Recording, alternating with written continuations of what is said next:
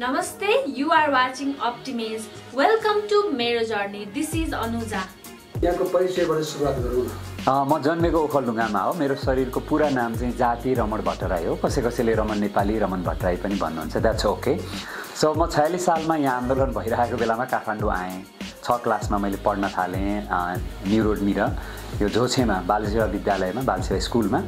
त्यसपछि म पढ्दै गएँ। स्कुलहरू त मैले धेरैवटा चेन्ज गरेँ।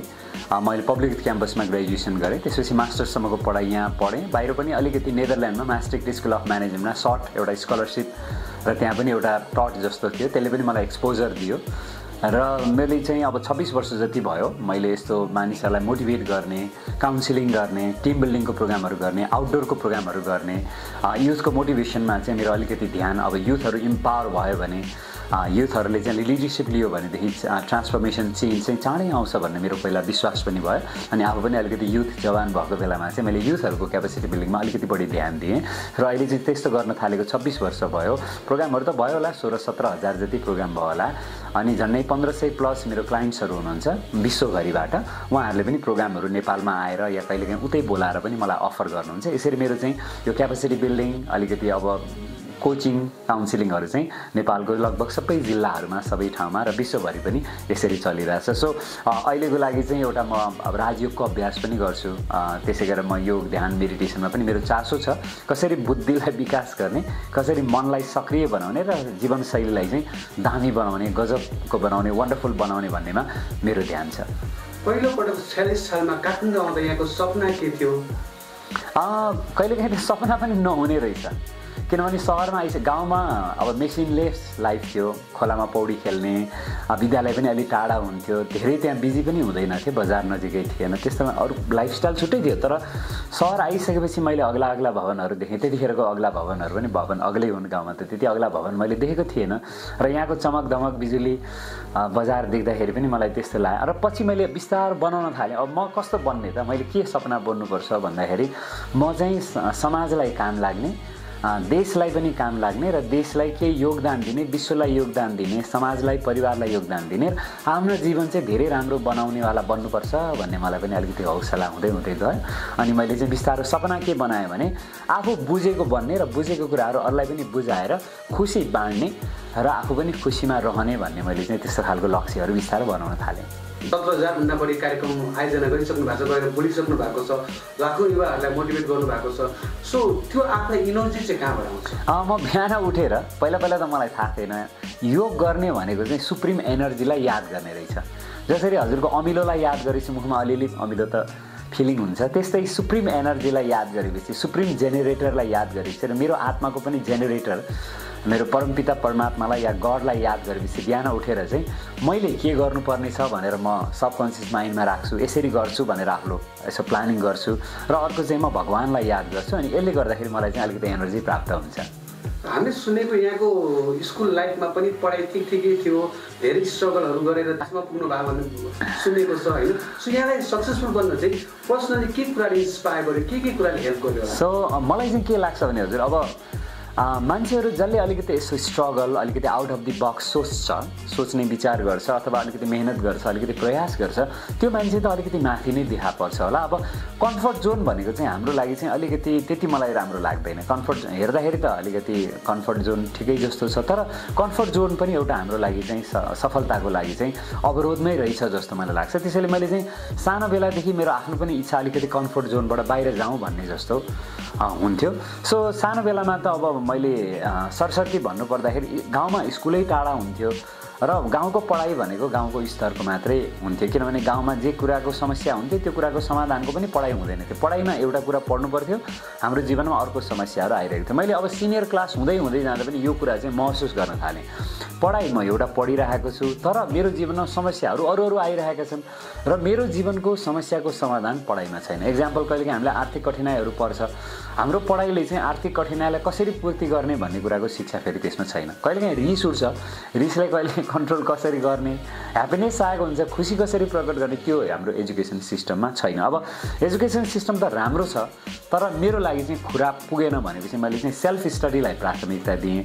व्यक्तिहरूबाट सिक्न खोजेँ मैले, जो अनुभवी व्यक्तिहरू छन्, जसले स्पेसियालिटी हासिल गर्नुभएको व्यक्तिहरू छ उहाँहरूसँग सिक्न खोजेँ मैले सुरुमा अलिअलि सिनेमाहरूबाट सिक्न खोजेँ बुकहरूबाट सिक्न खोजेँ र अलिकति मेहनत प्रयास चाहिँ त्यतिखेर हामीले गऱ्यौँ र मलाई चाहिँ के लाग्छ भने जो मान्छे भाग्यशाली छ उसको जीवनमा चुनौती आउँछ अथवा समस्या पनि आउँछ अवरोधहरू पनि आउँछ जब मान्छेले त्यो चुनौती अवरोध बाधा र समस्याहरूको समाधान गर्न सक्छ संसारमा मैले सिक्नुपर्ने जान्नुपर्ने के कुरा महसुस गरेँ मेरो पढाइबाट भनेदेखि हामीले यो दुनियाँलाई चाहिँ मानिसहरूलाई चाहिँ हामीले प्रेम गर्न सिक्नुपर्छ We need to learn to love each and everyone in this beautiful earth. यो संसारमा त हामीहरू सब दाजुभाइ दिदीबहिनी त छौँ भनाइ पनि छ हिन्दू मुसलमान सिख इसाई जोसुकै हौँ हामी त भाइ भाइ भन्ने छ नि त त्यसैले गर्दाखेरि एउटा त हामीले सबैमा भाइचाराको वृद्धि गर्नुपर्ने जस्तो हुन्छ अनि अर्को चाहिँ संसारमा जे समस्या हुन्छ त्यसको समाधान गर्ने स्किल मैले अभ्यास गरेँ भने म दुनियाँको लागि काम लाग्ने हुन्छ अर्को भाषामा भन्दाखेरि if I am a part of the solution of any problem everybody likes to have me मलाई उहाँहरूले कम्पनी दिनुहुन्छ बोलाउनुहुन्छ निम्ता गर्नुहुन्छ मेरो साथमा फोटो पनि खिच्नुहुन्छ अटोग्राफ पनि लिनुहुन्छ किनभने मसँग समस्याको समाधान छ नि त आई एम अ सल्युसन अब मसँग रिसोर्स फुल भएर म भएँ भनेदेखि त्यसैले जेफ बोजेस भन्ने मान्छेले के भन्छ अहिलेको एलन मस्कले के भन्नुहुन्छ उहाँहरूको कमनमा भनाइ के छ भने रिसोर्सफुल व्यक्ति छैन भने गतिलो व्यक्ति छैन भने उसको सङ्गत गरेर गर्ने के waste of time and energy मात्र भनेर भन्नुहुन्छ त्यसैले मैले चाहिँ आफूलाई चाहिने कुराहरूको चाहिँ आफू रिसोर्सफुल बनेर अरूलाई पनि यो रिसोर्सहरू बाँड्यो भनेदेखि एउटा प्रेम गर्न सिक्ने अनि अर्को चाहिँ समस्याको समाधान गर्न सिक्ने भयो भने त्यो चाहिँ समाधान गर्न सक्ने भयो भने त्यो धेरै राम्रो हुन्छ तर आफै समस्या बन्यो भने चाहिँ परिवारको लागि आफ्नो जीवनको लागि बोझ भयो भने सोसाइटीको लागि बोझ भयो देश र विश्वको लागि पनि बोझ भयो संसारले हामीलाई खुवाउनु पर्नेवाला पार्टी भयो भने चाहिँ that life is not so good I feel सिनेमाबाट पुस्तकबाट विभिन्न व्यक्तिहरूबाट सिकेर यहाँसम्म पुगे भन्नुभयो सो मेन जिन्दगीको सिकाइ चाहिँ के रहेछ सिकाइ चाहिँ अब मेरो आफ्नो लाइफमा चाहिँ मुख्य कुरा भनेको चाहिँ जिन्दगी भनेको एउटा सर्टेन टाइमको हुने रहेछ क्या त्यसमा सर्टेन ब्रिथ हुने रहेछ अनि इमोसनहरू हुने रहेछ सो यो लाइफ भन्ने बित्तिकै बर्थदेखि बुझेदेखि अब बुझेर पनि म कति वर्षसम्म हजुर हामी त 12, 15, 20 वर्षसम्म त लाइफलाई बुझेकै हुँदैनौँ र त्यसपछि लास्टमा बुझिसकेर पनि अब त्यो फेरि काम लाग्ने खालको हुँदैन मेरो शरीरका अङ्गहरू नै नचल्न सक्छन् कानले सुन्दैन शरीर चल्दैन त्यसैले लाइफ भन्ने बित्तिकै मेरो विचारमा चाहिँ it's all about 30 to 40 years of life अहिले नाउ आम 47 सो बुझ्न थाल्दै जान्दा बुझ्दै सर्टिफिकेट जम्मा गर्दै लाइफको कति वर्ष गइहाल्यो अब बुझ्दै अब समय फेरि सकिन लाग्यो त्यसले गर्दाखेरि लाइफलाई चाहिँ ब्युटिफुल र असम बनाउनको लागि चाहिँ लाइफलाई सकेसम्म टु अर्ली समयदेखि क्लिन एन्ड क्लियर तरिकाले बुझ्न थाल्यो भनेदेखि लाइफलाई के चाहिन्छ त्यो इन्ग्रिडियन्ट्सहरू मैले यहाँ राखेँ भनेदेखि लाइफलाई मैले ब्युटिफुल बनाउन सक्छु तर उमेर पुगिसक्दाखेरि पनि मसँग कुनै इन्ग्रिडियन्ट छैन चार्म छैन मुस्कान छैन डान्स छैन लाइफको क्रिएटिभ थिङ्किङ छैन प्रब्लम सल्भिङ स्किल छैन भने त अब म संसारमा जहाँ गएर पनि आखिर मैले लेबर काम नै पाउने हो त्यो पनि लेबर काममा धेरै कम्पिटिसन छ गान्धीजीले भन्नुहुन्थ्यो कि यदि दर्शक हो भने त्यहाँ भयङ्कर कम्पिटिसन हुन्छ कहिलेकाहीँ टिकटै पाउँदैन भनेर त्यसैले राम्रो खेलाडी बन्यो भने त त्यो दर्शकले त पैसा तिरेर हेर्न आउँछ नि भनेर उहाँले भन्नुभएको थियो त्यसैले खेलाडी पेलाडी र दर्शकमध्ये सबभन्दा राम्रो चाहिँ विजेता खेलाडी बन्नको लागि हामीले प्रयास गऱ्यौँ भनेदेखि चाहिँ लाइफले हामीलाई त्यो कुरा सिक्नको लागि इन्करेज गर्दो रहेछ हामीले त्यो कुरा सिक्यौँ भनेदेखि चाहिँ मेरो लाइफको मेन लेसन चाहिँ हामीले त्यसरी सिक्न सक्दो रहेछौँ गाउँको स्कुलमा पढाइ सुरुवात गरेर सहरदेखि देश विदेशमा यहाँ अध्ययनको सिलसिलामा जानुभएको छ विदेशमा पढेका व्यक्तिहरूसँग सहकार्य पनि गर्नुभएको छ सो यहाँले अहिले नेपालको एजुकेसन सिस्टममा के ल्याक देख्नुहुन्छ अथवा एउटा स्कुल पढ्ने विद्यार्थीलाई के कुरा चाहिँ स्कुलको कोर्स बुक टेक्स्ट बुकले सिकाउँदैन र के कुरा चाहिँ जिन्दगीमा चाहिन्छ अब यो टेक्स्ट बुकहरूको निर्माण अलिकति अगाडिको समयमा भएको छ र यसलाई अलिकति रिफ्रेस र अहिलेको आजको दिनको बनाउन यसलाई बाँकी छ नराम्रो त केही पनि छैन फेरि किनभने कसैलाई दोष लगाएर कोही व्यक्तिलाई दोष लगाएर कुनै सिस्टमलाई दोष लगाएर म पनि त यही सिस्टमभित्रकै छु नि त्यसैले गर्दाखेरि this is good that's okay एउटा टाइममा त त्यो ठिकै थियो होला तर अहिलेको टाइममा चाहिँ मानिसहरूले कोर्स बुकमा नभएको पनि इनोभेसनहरू गर्न लाग्यो किनभने मान्छेले खोजेर त उसलाई चाहिएको कुरा त जसरी पनि गर्न थाल्छ त्यसैले textbook is okay to pass the examination तर लाइफलाई पास गर्नको लागि चाहिँ हामीले जिन्दगीलाई चाहिने कुराहरू सिक्नुपर्ने हुन्छ हजुर सो 1, 2, 3 भन्दिनुहोस् न के कुरा सिक्नुपर्ने मेरो विचारमा चाहिँ सो जिन्दगी चलाउनको लागि के कुराहरू चाहिन्छ भन्दाखेरि त एउटा होल यो त मेरो सिस्टम हो नि त हजुर म यो सिस्टम होइन फेरि म एउटा एनर्जी छु यो मेरो बडी सिस्टम छ यसलाई बडी सिस्टम ब्रेन सिस्टम या विभिन्न सिस्टमहरू हामीले भन्ने हो भने यो सिस्टम नै कसरी चल्छ यसलाई कसरी चार्ज गर्ने भन्ने विधि हामीले सिक्नुपर्ने हुन्छ एक्जाम्पल मनलाई कसरी चार्ज गर्ने हामीले बुद्धिलाई कसरी चार्ज गर्ने, म आत्मा स्वयं आफू कसरी चार्ज हुने, यो कुरा यो स्किल हामीले सिक्नु धेरै धेरै जरुरी छ। मुस्कान दिन सबैलाई मनपर्छ, तर सबैले मुस्कान दिन सक्दैन नि, किन भन्दाखेरि त्यो पनि एउटा स्किल हो नि। फेरि खुसी भएर बाँच्ने र कर्ममा आनन्दित हुने पनि एउटा स्किल हो। त्यसैले गर्दाखेरि पहिला सुरुमा त मेरो सिस्टमलाई चार्ज गर्ने तरिका मैले सिक्नुपर्छ। त्यसलाई हामी ध्यान अथवा योग अथवा त्यसलाई हामी राजयोग पनि भन्न सक्छौँ। पहिलो कुरा त यो। दोस्रो कुरा, मैले बाँचुन्जेलसम्म कसैलाई हेरेर कसैलाई सुनेर कुराकानी गर्नुपर्ने हुन्छ। मलाई कम्युनिकेसन स्किल धेरै धेरै जरुरी भयो र त्यसको कुरा भनेको मैले लिडरसिप स्किललाई पनि धेरै धेरै अगाडि बढाउनु पर्ने हो। अघि भन्दै हामीले गरेको प्रब्लम सल्भिङको जुन स्किल छ त्यसलाई पनि हामीले ट्राई गऱ्यौँ भनेदेखि अनि त्यसपछि सबैजनासँग मिलेर काम गर्ने, टिममा काम गर्ने अथवा लभ इच अदर भयो भनेदेखि चाहिँ त्यसपछि मलाई लाग्छ यो चारवटा कुराले चाहिँ हरेक ह्युमन बिङलाई एउटा हाइटमा लिएर जान्छ। युथहरूको कुरा गरौँ, यहाँले चाहिँ अहिले नेपाली युवाहरूमा के समस्याहरू देख्नुहुन्छ? अब म सामान्यतया के देख्छु भनेदेखि मेसीले जब 2022मा विश्वकप जित्नुभयो, मेसीलाई चाहिँ पत्रकारहरूले सोध्नुभयो कि तपाईँले कसरी विश्वकप जित्नुभयो भनेर। मेसीले भन्नुभयो मेरो सपना थियो नि त, मेरो लक्ष्य थियो नि त, अर्जेन्टिनालाई विश्वकप जिताउँछु भन्ने मेरो योजना थियो अनि त्यसैले जितेको हो। त्यसैले म युथहरूको के देख्छु भन्दा अहिले सपना देखौँ र ठुलो सपना देखौँ, तर काम चाहिँ फेरि सानोबाट सुरुवात गरौँ। ठुलो सपना देखेर निदाउने होइन, फेरि ठुलो सपना देखेर हरेक दिन, हरेक घन्टा, हरेक मिनट सपनामा काम गरौँ। मेसीले यही उत्तर दिनुभयो। माइकल फेल्प्सलाई पनि यही सोधियो। मेरो पनि साथीहरूको बर्थडे थियो, मैले 8वटा गोल्ड मेडल एउटै गेमबाट कसरी जितेँ त भन्दाखेरि मैले लक्ष्य राखेँ 8वटा जित्ने पहिला, जसरी पनि मलाई जित्नु छ भने त्यसपछि मैले गेममा सहभागिता जनाएँ र त्यसपछि मैले मेहनत गरेर मैले जितेँ। त्यसैले नेपाली हामी युथहरूलाई चाहिँ लक्ष्य राख्नुपर्छ हजुर। सो लक्ष्य राख्ने र लक्ष्यमा काम गर्ने। बिचबिचमा अवरोधहरू आउँछ, एक दुईचोटिमा हामीले फ्रस्ट्रेट हुनु पनि जरुरी छैन, किनभने संसारमा जति पनि इनोभेसन गरेका छन् मानिसहरूले एकैचोटिमा भएका छैनन्। They have tried many times, धेरै पटक प्रयास गरेपछि मात्रै सफलता प्राप्त गरेका छन्। तर म गर्न सक्छु, गीताले पनि त्यही भन्छ र विभिन्न धार्मिक शास्त्रले पनि त्यही भन्छौँ। भगवानको सहयोग चाहिने छ भने म गर्न सक्छु भनेर हजुरले पहिला हिम्मत त गर्नुहोस्, अनि त्यसपछि हजुरले गर्न सक्नुहुन्छ। मेरो एक समयमा चाहिँ अब मेरो जन्मघर त ओखलढुङ्गा हो अनि म धेरै वर्षसम्म पछिसम्म पनि लेट्स चाहिँ झन्डै 30 वर्षको उमेरसम्म पनि अब यहाँ भने जस्तो काम पाउँदैन, काम पाएर पनि दाम छैन।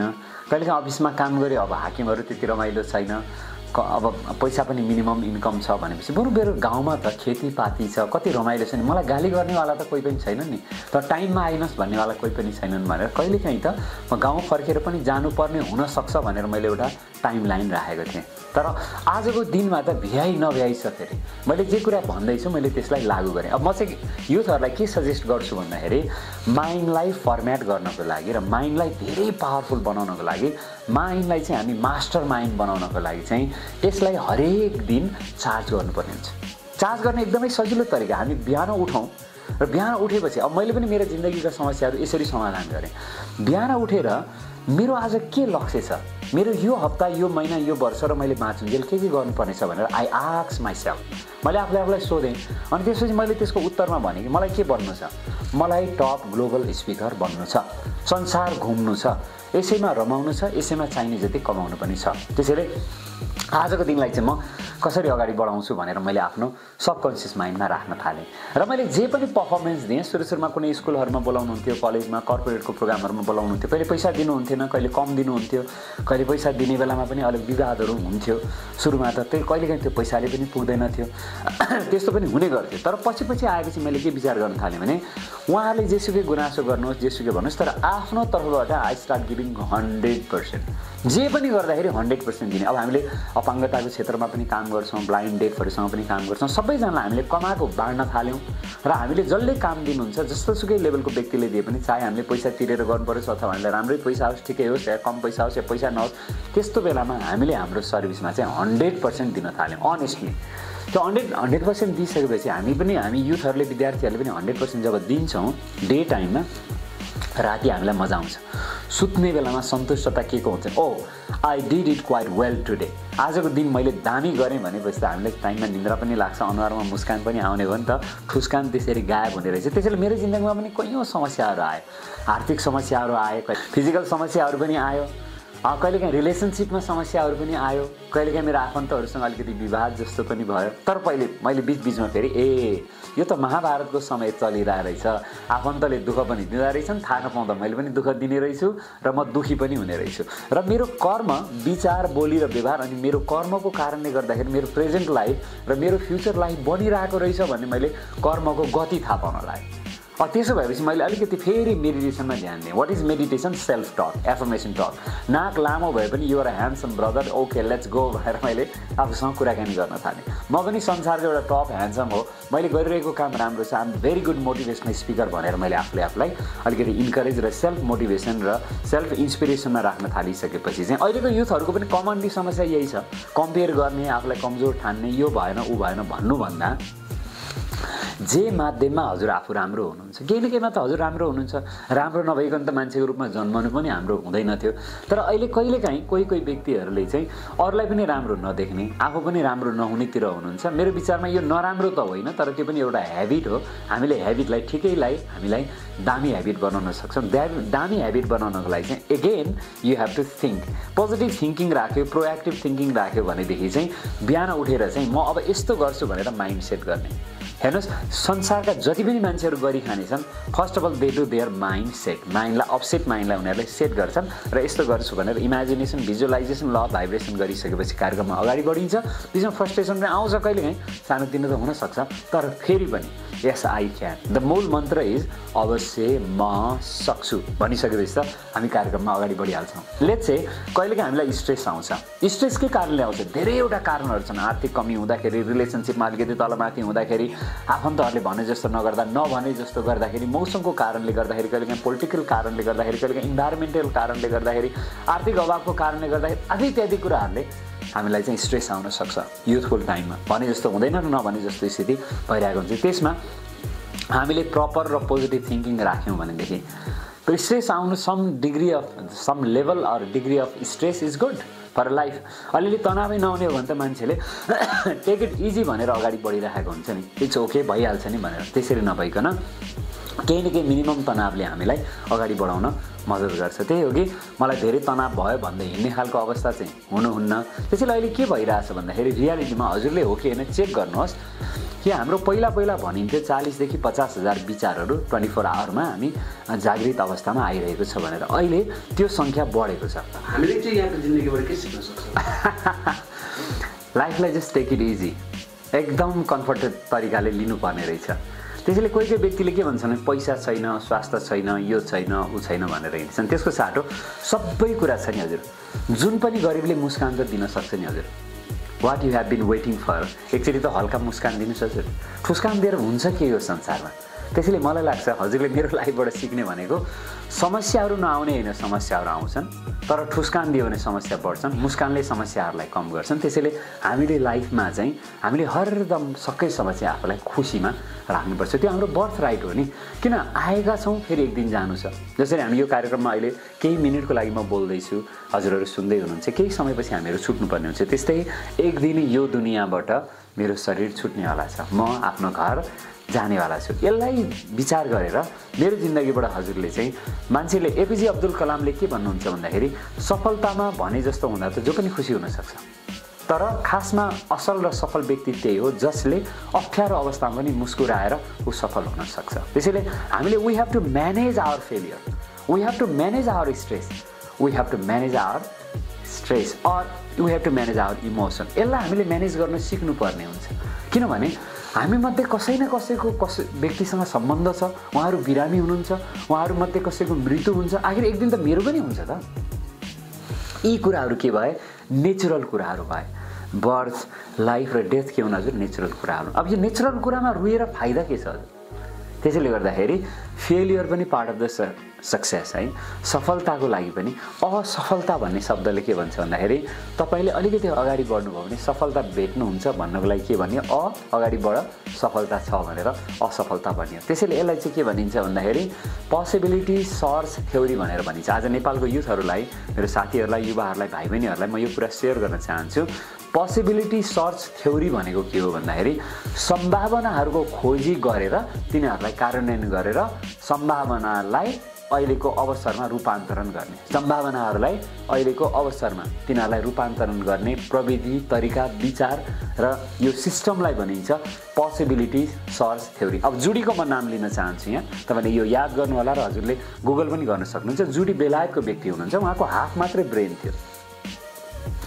आमाले डक्टरकोमा लिएर जानुभयो, एमआरआई गरेर हेर्नुभयो, ब्रेनको आधा भाग खाली छ जुडीको। बेलायतको जुडी हुनुहुन्छ। अनि उहाँ त्यसपछि डाक्टर साहबसँग सल्लाह गर्नुभयो, अब के गर्ने हेर्नुहोस् आमा, अब यसमा त ब्रेन त राख्न मिल्दैन, कसैको ब्रेन ल्याएर उहाँको ब्रेनमा त हामी राख्न यसरी फिट गर्न सक्दैन, हामीसँग त्यो सिस्टम छ नि, त्यो विकास पनि भएको छैन। तर हामीले उहाँलाई अलिकति अटो सजेसन दिएर ब्रेनको सर्जरी गरेको जस्तो गरेर उहाँलाई अलिकति प्लेसिबो चाहिँ दिन सक्छौँ। एउटा हुन्छ प्लेसिबो, एउटा हुन्छ नोसिबो। What is placebo? सम्भावना यो छ, हुनसक्छ भनेर सम्भावनाको खेती गर्नु चाहिँ प्लेसिबो हो। कहिलेकाहीँ चाहिँ सम्भावना हुँदा हुँदै पनि खै यसले काम गर्दैन होला भनेर अनुहार खुम्चायो भने चाहिँ त्यसले काम गर्दैन, त्यसलाई चाहिँ नोसिबो भनेर भनिन्छ। सो प्लेसिबोको प्रयोग जुडीमा गर्ने विचार आमाले गर्नुभयो, चिकित्सकले गर्नुभयो र जुडीको धेरै, अब उहाँलाई अलिकति एनेस्थेसिया त लगाइयो, व्यवस्था हुनुभयो, तर उहाँको ब्रेन पुरै चिरेको होइन, भित्र केही राखेको होइन, तर उहाँलाई अर्को मान्छेको एउटा ब्रेनको तस्बिर देखाएर तपाईँको ब्रेनको सर्जरी भयो, now your brain is all right, it will work 100% भनेर उहाँलाई अटो सजेसन मात्र दिएको। बाहिरपट्टि के गरेको थियो, अलिअलि ठाउँमा केही ठाउँमा टाँकाहरू चाहिँ लगाइदिएको थियो उहाँलाई, यसो सिलाएको जस्तो चाहिँ गर्यो। उहाँलाई फिलिङ के भयो, अब मेरो ब्रेनको अपरेसन भयो, अब मेरो ब्रेनले राम्रोसँग काम गर्छ, मैले दामी तरिकाले काम गर्न सक्छु भन्ने उहाँलाई फिलिङ भयो। तर रियालिटीमा ब्रेन राखेको थियो त थिएन नि त। जुडी तपाईँले गुगल गरेर हेर्नुहोस्, अहिले जुडीको पर्फर्मेन्स धेरै धेरै राम्रो छ। त्यसैले गर्दाखेरि जुन औषधि पनि हामीले लिन्छौँ, औषधि सँगसँगै त्यसको बिलिफ सिस्टमले काम गरेको हुन्छ। So my dear friend, my dear youth friend of Nepal, let's start believing into yourself. जब हामी स्वयंमा विश्वास गर्छौँ, आफ्नो कर्ममा विश्वास गर्छौँ, दुनियाँले गरेका छन्। हामी झमक दिदीको उदाहरण लिउँ न, म उहाँलाई भेट्नको लागि कचिरे गएको थिएँ, उहाँको शरीरको अवस्था त्यो छ, कतिवटा पुस्तकमा कन्ट्रिब्युसन दिनुभएको छ, सरकारले पिएचडीको सर्टिफिकेट दिएको छ, घरैमा लगेर सम्मान पत्र दिएको छ, काठमाडौँमा घर बनाइदिएको छ। हुन त बस्नु भएको छैन दिदी अहिले, त्यहाँ विभिन्न अरू साइडको अरू कुराहरूले गर्दाखेरि। तर मैले हजुरलाई के भन्न खोज्दैछु भने हेर्नुहोस् त, निक भुइचिच छ, त्यसै गरेर जेसिका कक्स छ, फर्स्ट पाइलट जसले चाहिँ खुट्टाले प्लेन उडाउनुहुन्छ। संसारमा कति 101 व्यक्तिहरू छन्। स्टेफन हकिन्स हुनुहुन्छ जसको शरीर राम्रोसँग चल्दैन, तर मस्तिष्क र दुईटा औँला चलेर उहाँ 78 वर्षसम्म बाँचेर थ्योरी अफ एभ्रिथिङ बनाउनु भयो। त्यसैले फ्र्याङ्कलिन डी रुजवेल्ट भन्ने अमेरिकाको 4 पटक राष्ट्रपति बन्नुभयो। दाउरेको छोरा भनौँ अथवा बुवाहरूले जुत्ता सिलाउनुहुन्थ्यो, उहाँको छोरा अब्राहम लिङ्कन 16औं राष्ट्रपति बन्नुभयो। हाम्रो नेपालमा पनि साधारण व्यक्तिहरू, एकजना फ्रस्ट्रेट भएको भारतको अहिलेको जो राष्ट्रपति हुनुहुन्छ द्रौपदी मुर्मू, उहाँ आफ्नो छोरा बितिसकेपछि, श्रीमान बितिसकेपछि डिप्रेसनमा गएको व्यक्ति हो। तर राजयोगको अभ्यासले गर्दाखेरि अहिले उहाँ कति आनन्दको एउटा झारखण्डमा उहाँ जन्मनु भयो, आफ्नो हिसाबले हुर्किनु भयो। म हजुरलाई भन्दैछु, वाट एबाउट यु? के तपाईँलाई भगवानले यो धरतीमा पठाउँदा या सुप्रिम नेचरले, एनर्जीले तपाईँलाई केही नदिकन पठायो होला त? नो, तपाईँसँग धेरै ट्यालेन्ट छ, तपाईँले गर्न सक्नुहुन्छ। बस एकैछिनको लागि मुस्कुराएर मैले के गर्नुपर्ने हो र अब म थाल्छु भनेर हजुरले थाल्नुहोस्। Just plan. तपाईँले सोच्ने बित्तिकै विचार 1 सेकेन्डमा 33 करोड किलोमिटरभन्दा टाढा ट्राभल गर्छ। तपाईँलाई यो कुरा थाहै छैन होला। सूर्यको प्रकाश यहाँबाट 15 करोड किलोमिटर टाढा छ। सूर्य 8 मिनट 20 सेकेन्डमा आउँछ। चन्द्रमाको प्रकाश 2 सेकेन्डमा आउँछ। तपाईँको विचार 1 सेकेन्डमा विश्व ब्रह्माण्डमा पुगेर फर्केर आउनको लागि less than 1 second 33 crore kilometre टाढा यात्रा गर्छ। त्यसैले आउनुहोस्, आजको दिनबाट विचार, बोली र व्यवहारलाई हामी लक्ष्य बनाऊ र त्यसमा काम गरौँ। धेरै प्रकारका गेम्स, इनिसिएटिभ्स र इभेन्टहरू हुन्छन्। हामी एउटामा ट्यालेन्ट नभए पनि, जस्तो सचिन तेन्दुलकर नाच्नेमा धेरै कमजोर हुनुहुन्थ्यो, उहाँलाई नृत्य गर्नै आउँदैन थियो र अहिले पनि आउँदैन, तर उहाँको ब्याटिङ एकदमै राम्रो। मेसीलाई कैयौँ कुराहरू गर्न आउँदैन, मलाई पनि कैयौँ कुराहरू गर्न आउँदैन, हजुरलाई पनि नआउन सक्छ। तर के कुरा चाहिँ मलाई राम्रोसँग गर्न आउँछ, के कुरा चाहिँ मैले गर्न मन लागेको छ, के कुरा गऱ्यो भने चाहिँ मेरो इज्जत पनि रहन्छ, पर्फर्मेन्स पनि देखिन्छ र मलाई कमाइ पनि हुन्छ भन्ने त विचार गरौँ न हामीहरू। हो, त्यसमा चाहिँ हामीहरू लागौँ। कैयौँ विधाहरू छन् हामीलाई पढाइमा। Okay, that's one part. Academic excellency पनि एउटा पार्ट हो, तर पढाइ बाहेक पनि अरू कैयौँ कुराहरू छन् नि। राम्रो खेलाडी भयो भने उसलाई त सर्टिफिकेट त मानार्थ नै दिन्छ नि हजुर, लगेर पिएचडीकै सर्टिफिकेट दिन्छ नि हजुर, होइन र? डक्टर बराबरको दिन्छ। त्यसैले गर्दाखेरि वाट इज योर ट्यालेन्ट, त्यो चाहिँ मैले भन्न सक्ने कुरा होइन हजुर। तर हजुरलाई केही न केही ट्यालेन्ट दिएको हुन्छ, कहिलेकाहीँ त्यो ट्यालेन्ट हिडन हुनसक्छ। त्यसको लागि अलिकति समय खर्च गर्नुहोस् न। के गर्दाखेरि चाहिँ मेरो जीवन दामी हुन्छ र मेरो पर्फर्मेन्स राम्रो हुन्छ भनेर। माइकल ज्याक्सनले के भन्नुहुन्छ भन्दाखेरि मैले 13वटा ग्रामी पाएँ, 39वटा विश्व कीर्तिमान बनाएँ, मैले गिनिज बुक अफ वर्ल्ड रेकर्डमा राखेँ, सामान्य परिवारबाट म अमेरिकाकै सबभन्दा राम्रो पर्फर्मेन्स दिने व्यक्ति भने। तर मेरो प्र्याक्टिसको कुरा हो, पहिला त मलाई के गर्नु छ भन्ने क्लियर गरेँ। मैले मुन वाक र त्यसपछि मैले टो सिटिङ डान्समा मैले प्र्याक्टिस गरेँ, मेरो लक्ष्य नै त्यो थियो र त्यसमा मैले बारम्बार अभ्यास गरेँ र मैले त्यसलाई मास्टर गरेँ। मैले धेरै केही कुरा गरेको छैन, मैले खुट्टालाई अलिकति चाललाई चलाएँ र म विश्वको बादशाह बने। हजुरले पनि त कुनै यस्तो एउटा विधालाई समात्नुहोस्, किनभने सबै व्यक्तिले त यो लाइफमा मात्र होइन, कहिलेकाहीँ त लाइफको कुराहरू त प्री लाइफदेखि पनि आएको हुन्छ नि त, अगाडिको लाइफदेखि आएको हुन्छ र लाइफ आफ्टर लाइफ पनि कन्टिन्यू जाने हुन्छ। त्यसैले कर्म चाहिँ धेरै धेरै इम्पोर्टेन्ट। कोही कोही व्यक्तिहरूले धेरै मेहनत गर्दाखेरि पनि सफल हुँदैनन् र फर्केर हेर्नुपर्छ मेरो मिस्टेक कहाँनिर भइरहेको छ भनेर। हजुरको जिन्दगीको पहिलो कमाइ कहिले थियो, के थियो? म जब 12 वर्षको उमेरमा काठमाडौँ आएँ, मैले घरमा सेवा दिन थालेँ। घरमा मैले हेल्प गर्थेँ एउटा हाउस बोयको रूपमा। त्यो बेलामा मलाई चाहिँ सेकेन्ड ह्यान्ड कपडाहरू दिनुहुन्थ्यो, घर जाने बेलामा के खर्च दिनुहुन्थ्यो। लेट्स चाहिँ त्यति बेला मेरो फिक्स कमाइ थिएन। जब म 48 सालमा, म अब 34 सालमा जन्मेको, 48 भन्ने बित्तिकै कति भयो, 14 वर्ष भयो के अरे, 34 48 यो 14 वर्षको उमेर भयो। 14 वर्षको उमेरदेखि लगभग 17-18 वर्षको उमेरसम्म म हनुमान ढोकामा एउटा किराना स्टोरमा, कोल्ड स्टोरमा मैले त्यहाँ सेवा दिएँ। त्यसको चाहिँ बापत मलाई महिनाको 200 रुपियाँ मासिक दिनुहुन्थ्यो। खैर म जब 19-20 वर्षको भएँ, मैले ट्राभल एजेन्सीमा काम सुरुवात गरेँ एसिस्टेन्टको रूपमा। त्यहाँ मेरो महिनाको चाहिँ 2000 तलब हुन्थ्यो। तर म यो पैसाहरूबाट चाहिँ आमा बुवालाई कहिलेकाहीँ कपडाहरू लिएर जान्थेँ, मरमसलाहरू लिएर जान्थेँ, गाउँमा हुँदाखेरि कहिलेकाहीँ ब्याट्री, कहिलेकाहीँ टर्च लाइट, कहिलेकाहीँ जिरा धनियाँहरू लिएर जाने चलन हुन्छ, मिश्री लिएर जाने चलन हुन्छ होइन, यस्तै मसलाहरू लिएर जाने चलन हुन्छ दसैँ तिहारमा। म त्यस्तो कुराहरू गर्थेँ र मैले प्रोफेसनल जब गरिसकेपछि चाहिँ त्यतिखेर 2000 रुपियाँ मेरो तलब हुन्थ्यो। तर फेरि मैले डेरा लिएर म बस्न थालेको थिएँ, त्यतिखेर 1500 जस्तो चाहिँ कोठाको भाडा पनि म तिर्नु पर्थ्यो। त्यसैले अब पछि हुँदै गएपछि चाहिँ त्यो जब मेरो चाहिँ एसिस्टेन्टबाट अब मैले सेल्समा जब गरेँ। सेल्समा जब गरेपछि एकदमै राम्रो, सिङ्गापुरमा बनेको एउटा प्रडक्ट थियो, त्यसलाई बेच्नु पर्थ्यो, त्यसमा कमिसन पनि आउँथ्यो। बेच्यो भनेदेखि महिनाको स्यालेरी पनि 5-7 हजार रुपियाँ हुन्थ्यो। त्यसले गर्दाखेरि चाहिँ मेरो चाहिँ स्यालेरी बढ्थ्यो। अब मैले के बुझेँ भन्दाखेरि मुख राम्रो भयो भने, आफूले जे कुरा गर्ने राखेको हो त्यसको बारेमा धेरै ज्ञान भयो भने र मान्छेलाई बुझाउन सक्यो भनेदेखि इन्कमको कुनै समस्या नहुने रहेछ। जस्तै मलाई चाहिँ सेल्स गरेपछि चाहिँ एउटा सेलिङबाट चाहिँ धेरै राम्रो सम्बन्ध पनि बन्ने रहेछ भन्ने जस्तो मलाई लाग्यो। त्यसैले मेरो लाइफको फर्स्ट जब त महिनाको 200 रुपियाँ हो, तर पछि आएपछि 2000 रुपियाँ चाहिँ मेरो प्रोफेसनल भनौँ न ट्राभल एजेन्सीमा, हाम्रो नागपोखरीमा कोसी ट्राभलमा मैले 1 वर्ष काम गरेको थिएँ 2000 रुपियाँमा। होइन, त्यसको हजारौँ 100 गुणा बढी लिनुहुन्छ पैसा।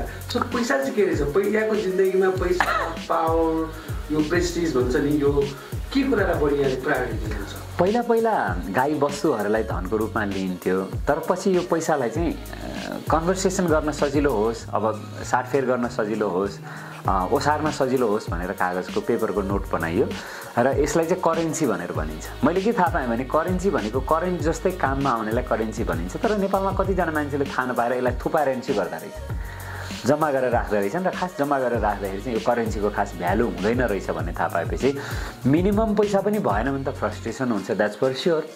तर धेरै व्यक्तिले के गर्दा रहेछन् फेरि भने पैसा कमाइसकेपछि चाहिँ पैसाले त बेसिक कुराहरू दिँदो रहेछ हजुर, जस्तो गाडी दिन्छ, घर दिन्छ, बेड दिन्छ, तर फेरि निन्द्रा र आनन्द त फेरि पैसाले दिँदैन। त्यसैले बेसिक पैसा कमाउने स्किल चाहिँ हामीसँग हुनुपर्छ, तर पैसाले नै फेरि सुख, शान्ति, आनन्द, प्रेम, ज्ञान, शक्ति, पवित्रता किन्नुपर्छ भन्ने कुरा त्यो चाहिँ फेरि सही होइन रहेछ। त्यसैले मेरो युथहरूसँग के रिक्वेस्ट छ भन्दाखेरि धेरै धनले पनि मान्छेलाई कम्फर्ट जोनमा लिएर आउन सक्छ, मान्छेले पैसाले नै किन्न खोज्छन् फेरि, तर त्यो त पाइने कुरा होइन।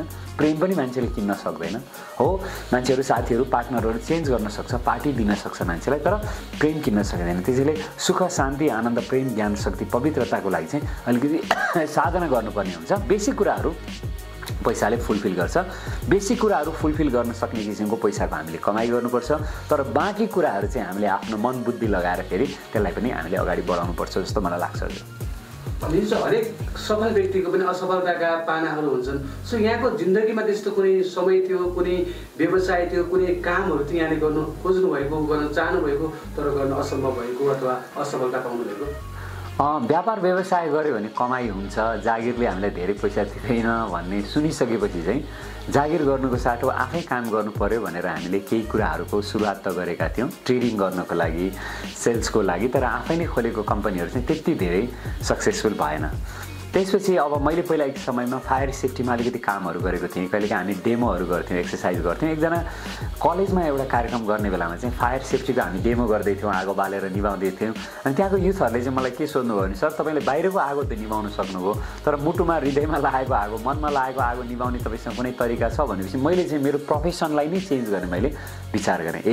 मानिसहरूको युथहरूको चाहिँ हृदयमा आगो लागिरहेछ अथवा भनौँ न अलिकति स्ट्रेसफुल सिचुएसन छ, कहिलेकाहीँ सम्बन्धहरूमा यो कुरा भइरहेछ भने चाहिँ मैले चाहिँ काउन्सिलिङको कुराहरू गर्न थालेँ भने राम्रो हुन्छ भनेर मैले ट्रेडलाई छोडेर, जबलाई छोडेर मैले चाहिँ यो काउन्सिलिङ पनि आफूमा एउटा प्रोफेसन हो र यो आनन्दको प्रोफेसन हो। मान्छेलाई हौसला दिने, इन्करेज गर्ने, कति मान्छेहरू फ्रस्ट्रेट हुन्छन्, कतिजना सुसाइडल हुन्छन्, उनीहरूलाई पनि काउन्सिलिङ गर्ने, मोटिभेट गर्ने, देशमै केही हुनसक्छ भन्ने गर्दाखेरि कति मान्छेहरूले सुसाइड गर्ने मनस्थिति त्यागेका छन्, अगाडि बढेका छन्। त्यसले त धेरै खुसी लाग्छ। तर आनन्द भन्ने बित्तिकै म जहिले पनि रतन टाटालाई सम्झिन्छु कि रतन टाटाले के भन्नुहुन्छ भने आनन्द भनेको के हो भन्नेमा मेरो पनि आफ्नो कुरा छ र मैले पनि आनन्दलाई चाहिँ रतन टाटाकोसँग जोडेर तपाईँलाई भन्न चाहन्छु।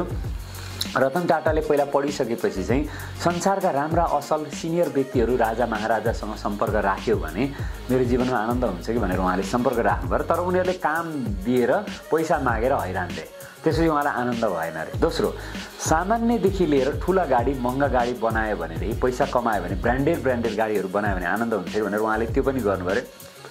उहाँले न्यानो भन्ने गाडी बनाउनु भयो 1 लाख पारुको, त्यसपछि ठुलो महँगो गाडीहरू बनाउनु, त्यसबाट पनि आनन्द भएन। एक दिन उहाँको सँगै पढ्ने साथीले 400 वटा व्हील चेयर दिनु भनेर या 200 वटा व्हील चेयर दिनु भनेर उहाँलाई बोलाउनु भयो अरे।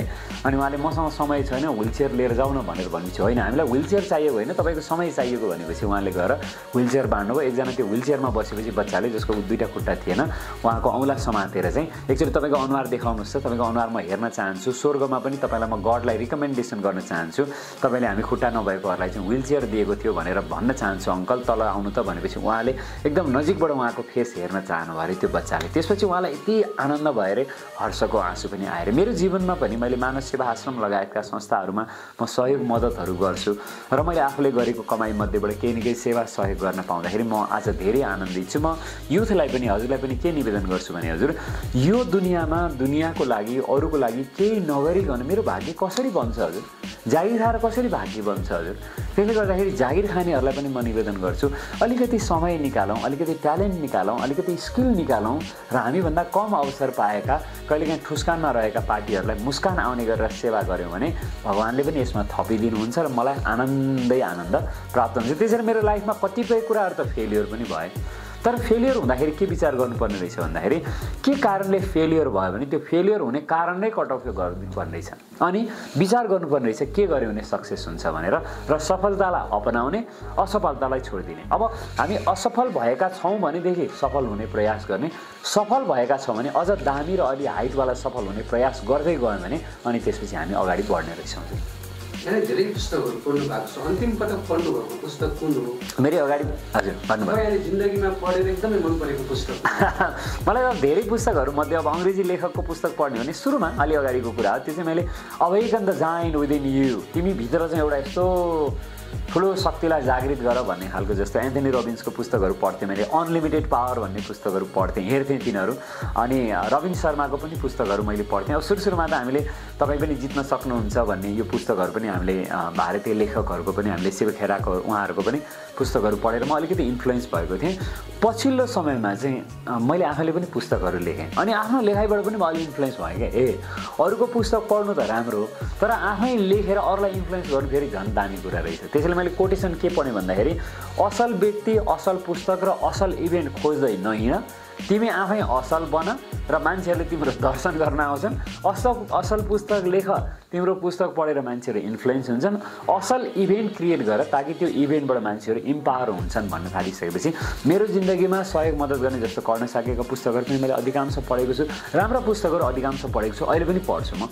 जस्तो जोसेफ मर्फीको मैले चाहिँ यो सबकन्सियस माइन्डहरूको बारेमा पनि पढेको छु, अरू पनि धेरै पुस्तकहरू पढेको छु। पछिल्लो समयमा यी मान्छेको मन भन्ने विश्वबन्धु शर्मा जो चाहिँ एउटा मनोचिकित्सक हुनुहुन्छ, उहाँले एउटा मनोचिकित्सकले के कुराहरू भोग्नुपर्छ भनेर उल्लेख गर्नुभएको छ। सुरुकै पेजमा उहाँले उल्लेख गर्नुभएको छ एकदमै ठुलो नाम भएको व्यक्ति तर धन चाहिँ कम भएको व्यक्ति हुँदो रहेछ। अनि उहाँले मलाई हेर्न आऊ भनेर अब त्यस्तो व्यक्तिकोमा मनोचिकित्सक आफै जानुभयो अरे। अनि खासमा अरूकोमा भन्दाखेरि चाहिँ गाडीहरू पठाइदिन्छन् अनि उहाँले चाहिँ अब जोसँग पनि केही न केही आफ्नो लागेको फी लिने बानी रहेछ अनि फर्किने बेलामा चाहिँ म जाउँ त हजुर भनेर भन्नुभएको छ अनि जाऊ तिमी भनेर त्यो व्यक्तिले भनेपछि चाहिँ मैले फी पाएको छैन हजुर भनेपछि तिमी फी पनि लिन्छौ उहाँले भन्नुभएको छ। यस्तो कुराहरू राख्नु भएको छ उहाँले। र कतिजना चाहिँ राम्रो मान्छेहरू पनि अब सफल भएर राम्रो गरेको पनि यसमा उल्लेख गर्नुभएको छ। कति व्यक्तिहरू चाहिँ सडकमा बसेर 20 वर्षसम्म फोहोर खाएर पनि फोहोरमै बसेर पनि ठिक भएर एकदमै गतिलो व्यक्ति हुनुभएको भन्नुभएको छ। र कतिजना व्यक्तिहरू चाहिँ एकदमै राम्रो खानदानी परिवार पढे लेखेको व्यक्तिहरू पनि समयमा औषधि उपचार नगर्दाखेरि चाहिँ मान्छेहरू चाहिँ मानसिक बिरामी भएर चाहिँ शरीर छोडेको या मृत्युवरण गरेको पनि यसमा उल्लेख गरेर राख्नु भएको छ। यसको पुस्तकको नाम चाहिँ यसको नाम चाहिँ मान्छेको मन भन्ने छ। यो मनको विज्ञानसँग सम्बन्धित छ। पुस्तकहरू धेरै पढेँ, आज पनि म पढ्छु, तर अनगिनित पुस्तकहरू मैले पढेको छु। र मेरो विचारमा पुस्तकहरूले पनि हामीलाई पावर दिन्छन् र पढ्नु धेरै धेरै जरुरी छ। पढ्न कम गर्ने बित्तिकै हामी बुढो हुने रहेछौँ, डेट एक्सपायर हुने जस्तो मलाई लाग्छ। आजकल कतिको सिनेमा हेर्नुहुन्छ र यहाँ एकदम इन्स्पायर गर्ने कुनै सिनेमा छ? सिनेमा मैले एकदमै धेरै पहिला हेरेको, अहिले पनि त्यो सिनेमाहरू हेरेपछि मनमा बसिरहेको छ। मलाई एकदमै इन्ट्रेस्टिङ लागेको सिनेमा भनेको पुष्पक भन्ने हो। त्यो पुष्पक सिनेमामा कमल हसनले खेल्नु भएको छ। त्यो आर्ट मुभी हो। त्यसमा चाहिँ के देखाइएको छ भने पैसा भएर पनि मान्छे कति चाहिँ दुखी हुन्छ र पैसा कम भएको व्यक्तिले पनि लाइफ कसरी इन्जोय गर्छ भन्ने खालको त्यहाँ यसमा डायलगहरू अलिक कम छ। त्यो चाहिँ अलिकति आर्टिस्टिक चलचित्र छ। मैले त्यतिखेर हेरेको थिएँ। पछि आएका अरू मान्छेहरूले हेरेका चलचित्रहरू पनि मैले दोहोऱ्याएर हेरेँ। जस्तो पिके हेरेँ मैले, अब यो 3 इडियट्सहरू मैले दोहोऱ्याएर हेरेँ, MBBS यो मुन्ना भाइ MBBS यिनीहरू पनि हेरेँ। पछिल्लो समयमा आएको चलचित्रहरू चाहिँ मैले त्यति धेरै हेर्न पाएको छैन, किनभने अहिले पछिल्लो समयमा चाहिँ मानिसहरूले चाहिँ चलचित्र चाहिँ मनोरञ्जनको लागि हेर्न थाले। अब मेरो चाहिँ ध्यान फेरि मनोरञ्जनमा नहेरेर बुद्धिरञ्जनतिर हुन थाल्यो।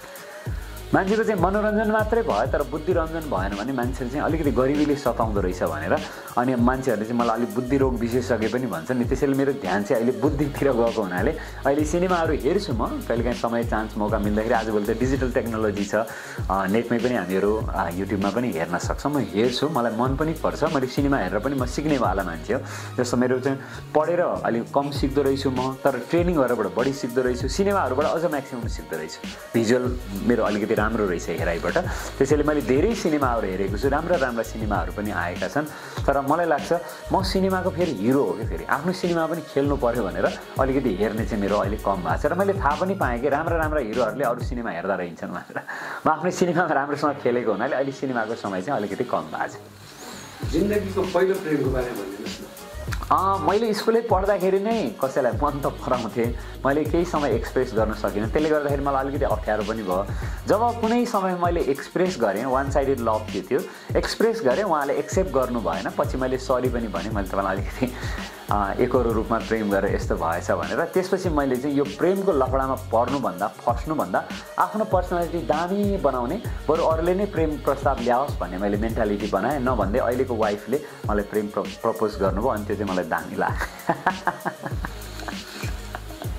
पर्सनली चाहिँ यहाँलाई के कुराले ह्याप्पी बनाउँछ? यहाँले कहिलेकाहीँ सकेको सहयोगहरू गर्ने कुरा गर्नुभयो, 17,000वटा कार्यक्रमहरू गरिसक्नु भएको छ। सो आफ्टर अल सबै कुरा गरेर पनि भित्री मनमा अथवा राति सुत्ने बेलामा आनन्द चाहिँ के हुन्छ? मलाई अब 3टा कुराको जानकारी पनि, मलाई पहिला जानकारी नै थिएन कि म को हुँ भनेर।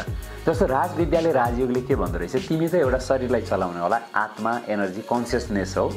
तिमी चाहिँ परमात्माको सन्तान हौ, तिमी बाँदरका सन्तान होइनौ, तिमी परमात्माका सन्तान हौ। विशेष काम दिएर परमात्माले तिमीलाई धरतीमा पठाएको छ। त्यसैले तिम्रो नाम रमण राखेको चाहिँ अलि रमणिक हुनु, भ्रमण गर्नु, धेरै गम्भीर नहुनु, सेन्टी नहुनु, अलि ह्याप्पी हुनु, जली हुनु भनेर, रोमान्टिक हुनु भनेर रमन नाम राखिदिएको रहेछ। भट्टराई थर चाहिँ भट्ट्याउनु, अरूलाई सुनाउनु, तिम्रो अनुभव सुनाउनु, बताउनु भनेर पठाएको रहेछ।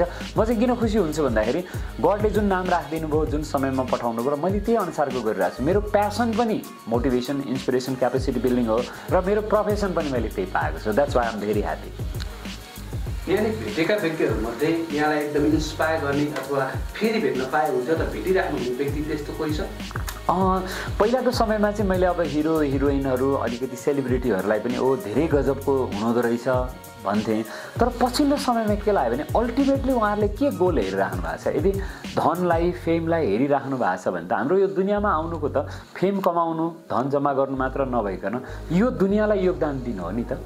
त्यसैले दुनियाँमा योगदान दिने कति व्यक्तिहरू छन्, म उहाँहरूको चाहिँ राम्रो एउटा भनौँ न एउटा फ्यान एउटा चाहिँ त्यस्तो पनि हुँ। तर अहिलेको लागि चाहिँ मैले संसारका सबै राम्रो कर्म गर्ने मान्छेहरूलाई म आभार व्यक्त गर्छु, धन्यवाद दिन्छु। र कहिलेकाहीँ के लाग्छ भने आफ्नो रोललाई चाहिँ अलि इन्लार्ज गर्न मन लाग्छ, त्यसैले म खुसी हुने गर्छु। के हो यहाँ कति रुपियाँ बोकेर हिँड्नुहुन्छ नर्मली? मेरो खल्तीमा अहिले त्यस्तै 3000 रुपियाँ जति होला।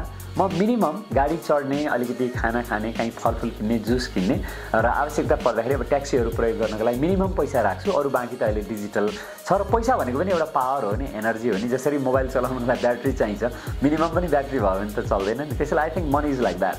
यो सक्सेस मन्त्र 1 2 3 मेरो विचारमा खुसी भएर जे पनि कर्म गऱ्यो भने सफलता हुन्छ। 1 नम्बरमा त हामी खुसी हुनुपर्छ, कर्म गर्दाखेरि आनन्दित हुनुपर्छ। 2 नम्बरमा वाट एभर आम डुइङ, जस्तो अहिले हामी इन्टरभ्यू गर्दैछौँ, मलाई एकदम आनन्दको अनुभूति भइरहेछ। र 3 नम्बर चाहिँ हामी जहिले पनि रेस्ट गर्ने र सुत्ने बेला हुन्छ, त्यो बेलामा चाहिँ रिभ्यू गरेर well come on I did it quite well today, आज मैले धेरै दानी गरेँ, भोलिको दिन त अझ मेरो धेरै सेवाहरू छ, राम्रोसँग सुत माइला भनेर मुस्कान दिएर सन्तुष्ट भएर सुत्यो भने चाहिँ मलाई लाग्छ सक्सेसको फर्मुला यो हुन्छ होला।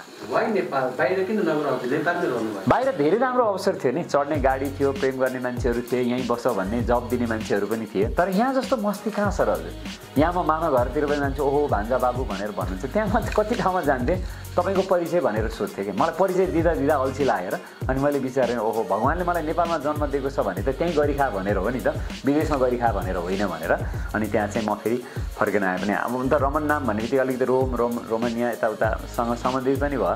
तर मलाई लाग्छ गाउँघरमा जुन मस्ती छ, म जुन आमाको गर्भमा जुन ठाउँमा जन्मेँ त्यो ठाउँमा जुन मस्ती छ, मेरो चाहिँ एटमोस्फियर मिल्छ, विदेशमा मलाई मिले जस्तो लागेन। किनभने अब यो फेरि देवभूमि पनि छ नि त, त्यहाँ राम्रो संरचनाहरू, फिजिकल इन्फ्रास्ट्रक्चर छ, तर स्पिरिचुअल लाइफ चाहिँ यहीँ दामी छ नि जहाँ बुद्ध जन्मिनु भएको छ। त्यसैले I came back to Nepal. यहाँ युवाहरूलाई चाहिँ ह्याप्पिनेसको बारेमा सिकाउनुहुन्छ, कसरी ह्याप्पी बन्ने भनेर। यहाँको पर्सनल लाइफमा चाहिँ कतिको रुनुहुन्छ, कहिले रोएको मोमेन्ट याद छ? पछिल्लो समय त म आनन्दमा मात्रै रोएको छु। अब पहिला त अलिकति के हुँदाखेरि पनि रोइन्थ्यो भने जस्तो, नहुँदा नभने जस्तो हुँदाखेरि पनि रोइन्थ्यो। त्यसैले नेपाली युवाहरूको लागि चाहिँ मेरो सजेसन के छ भन्दाखेरि hey come on let's celebrate life. Life चाहिँ हामीले सेलिब्रेसनको लागि पाएका हौँ नि। त्यसैले अब आखिर अन्तिममा जतिसुकै धेरै धन जम्मा गरे पनि तपाईँले प्रयोग गर्न सक्नुहुन्न, त्यो पनि व्यर्थै भयो। आखिर हामीले छोड्नुपर्ने हुन्छ, लास्टमा कि दिएर जानुपर्ने हुन्छ कि छोड्नुपर्ने हुन्छ। त्यसैले मलाई लाग्छ अनावश्यक रूपमा कमाइ गरेर छोड्नुभन्दा त पहिले चाहिने जति मात्रै कमाउनु राम्रो हुन्छ। त्यसैले यो कुराको बारेमा चाहिँ हामीले अलिकति माइन्डफुलनेस भएर, माइन्डफुलनेस अपनाएर हामीले प्लानिङ गर्नुपर्ने हुन्छ नि। मलाई लाग्छ संसारमा यति मान्छेहरूले गरेका छन् भनेदेखि होइन ठिक, तपाईँले किन नसक्ने, तपाईँले यहाँ किन गर्नु नसक्ने, तपाईँले अहिले किन गर्नु नसक्ने। I think impossible is nothing, simply when I do it is everything is possible, होइन राजु? यहाँको जिन्दगीको पहिलो ट्रेनिङ प्रोग्राम र अहिले आज दिनुभएको ट्रेनिङ प्रोग्रामलाई एकपल्ट सम्झिनुहोस्। सुरुको ट्रेनिङ प्रोग्राम म सम्झिन्छु, विश्वनिकेतनमा VS निकेतनमा थियो होला त्यो प्रोग्राम। त्यो दिन मेरो कान रातो भएको थियो अनि नाक पनि रातो भएको थियो, अनुहार पनि एकदम तातो भएको थियो र मैले जे बोल्नको लागि म खोज्दै थिएँ त्यो बोल्न मैले सकिरहेको थिइनँ। मैले त्यो दिन टाई लगाएको थिएँ कि थिएन मलाई थाहा छैन, तर मेरो सेल्फ कन्फिडेन्ट लगभग 2% थियो होला अहिलेको हिसाबले। र पछिल्लो समयमा आज पनि मैले 3टा प्रोग्राम गरेर आएँ, 4थो प्रोग्राम गरेर आएँ। लास्ट टाइम मैले एउटा ब्रह्मकुमारीजमा, अर्को एउटा स्कुलमा मार्बलियस भन्ने स्कुलमा, अर्को 2टा चाहिँ सतुङ्गल र मैले कलङ्कीमा आज प्रोग्राम गरेर आएँ। र 4वटा प्रोग्राम आनन्दको थियो, सेल्फ कन्फिडेन्ट एकदमै हाई। किनभने के बोल्दैछु, किन बोल्दैछु, यसको के प्रभाव हुन्छ भन्ने कुरा थाहा भयो। त्यतिखेर मलाई थाहा भएको थिएन। यसलाई चाहिँ माइकल ज्याक्सनले जुन प्र्याक्टिस भन्नुभयो, प्र्याक्टिसले गर्दाखेरि चाहिँ राम्रो हुनेछ। हिरो टाडा भन्ने एकजना व्यक्ति हुनुहुन्छ जापानको, पुस्तक लेखक हो, हातखुट्टा 2टा छैन। अहिलेको लागि हातखुट्टै हुनुपर्छ जरुरी छैन, बोलेर पुस्तक लेख्ने हो। उहाँले के भन्नुहुन्छ भने बाहिरको डिफेक्टलाई रोक्यो भने, बाहिरको इफेक्टलाई रोक्यो भने र इन्टरनल डिफेक्टलाई चाहिँ हामीले कम गऱ्यौँ र अलिकति प्रभावकारी कुराहरू भित्रबाट ल्यायौँ र बाहिरको चाहिँ नराम्रो कुराहरूलाई हामीले रोक्न मात्र सक्यो भने लाइफ पर्फेक्ट हुन्छ भनेर भनेको छ। मलाई लाग्छ मेरो त्यतिखेरको लाइफ र अहिलेको लाइफको बिचमा चाहिँ प्र्याक्टिस मेक्स म्यान पर्फेक्ट भनेर जुन भनेको जस्तो मलाई त्यस्तै लाग्छ। त्यसैले आजको प्रोग्राम त आनन्दको थियो। त्यतिखेरको प्रोग्राम चाहिँ प्रोग्राम गर्दा भन्दा पछाडि पनि छटपट्टि थियो, अगाडि पनि टेन्सन थियो कसरी गर्ने होला भनेर। बेला सम्झने अथवा यहाँलाई इन्स्पायर गर्ने त्यस्तो कुनै कोटेसन, कुनै पोमको पार्ट, कुनै गीत त्यस्तो केही छ? मलाई त धेरै गीतहरूले इन्फ्लुएन्स गरेका छन्। म आफै पनि गीत गाउँछु। अहिले फुलको आँखामा फुलै संसार, काँडाको आँखामा पनि फुलै संसार भनेर म गाउँछु। एक समय मैले धेरै सुन्ने गीत चाहिँ गहिराईमा डुब्दै नडुब, डुबिसकेका छौ भने मोती नटिपिकन नफर्क भन्ने पनि थियो। अनि एक समय म चलेछ बच्चा सुस्तरी मनै हर यो जिन्दगीको भरोसा छैन बाँचिदेऊ एकदम खुसी भएर भन्ने गीत पनि सुन्थेँ। मैले प्रपरली त्यसलाई गाउन जानिनँ होला है, अलिकति फटाफट पनि भयो।